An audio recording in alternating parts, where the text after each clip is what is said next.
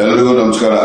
ತುಮಕೂರು ನಗರದಲ್ಲಿ ಈ ಬಾರಿ ವಿಶೇಷವಾಗಿ ದಸರಾ ಉತ್ಸವದ ಆಚರಣೆಯನ್ನ ಜಿಲ್ಲಾಡಳಿತ ಸನ್ಮಾನ್ಯ ಜಿಲ್ಲಾ ಉಸ್ತುವಾರಿ ಸಚಿವರ ಮಾರ್ಗದರ್ಶನದಲ್ಲಿ ಹಮ್ಮಿಕೊಂಡಿದ್ದು, ಇದು ಸುಮಾರು 3ನೇ ತಾರೀಕಿನಿಂದ ಪ್ರಾರಂಭ ಆಗ್ತದೆ.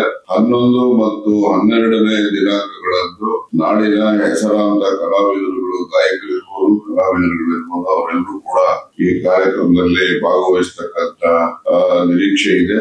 ಈ ನಿರೀಕ್ಷೆಯನ್ನು ಅವರೆಲ್ಲರೂ ಕೂಡ ಭಾಗವಹಿಸ್ತಾರೆ. ಶಿವರಾಜ್ ಕುಮಾರ್ ಅವರು ಕೂಡ ಭಾಗವಹಿಸ್ತಾರೆ, ಗುರುಕಿರಣ್ ಅವರು ಭಾಗವಹಿಸ್ತಾರೆ, ಕಂಬಲ್ ರಂಗಯ್ಯನವರು ಭಾಗವಹಿಸ್ತಾರೆ. ಹೀಗೆ ಹಲವಾರು ಕಲಾವಿದರುಗಳು, ಗಾಯಕರುಗಳು ಭಾಗವಹಿಸ್ತಕ್ಕಂತ ಕಾರ್ಯಕ್ರಮ ನಡೆಯುತ್ತೆ.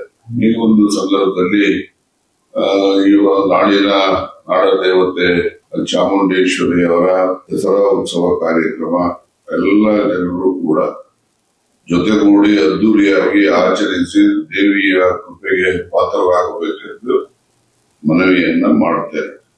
ಜೊತೆಯಲ್ಲಿ ಇದರಲ್ಲಿ ಬರೀ ಹಿಂದೂಗಳು ಭಾಗವಹಿಸತಕ್ಕಂಥದ್ದಲ್ಲ, ನಾಡದೇವತೆ ನಾಡಿಗೆ ಆಶೀರ್ವಾದವನ್ನ ಮಾಡಿ ನಾಡಿಗೆ ಸಮೃದ್ಧಿಯನ್ನ ತಂದುಕೊಡ್ತಕ್ಕಂಥ ದೇವತೆಯ ಆಶೀರ್ವಾದಕ್ಕೆ ಎಲ್ಲ ಧರ್ಮ ಸಮುದಾಯದ ಜನರು ಕೂಡ ಭಾಗವಹಿಸತಕ್ಕಂಥದ್ದು ಉತ್ತಮ ಅಂತ ಹೇಳಿ ನಾನು ಭಾವಿಸ್ತೇನೆ.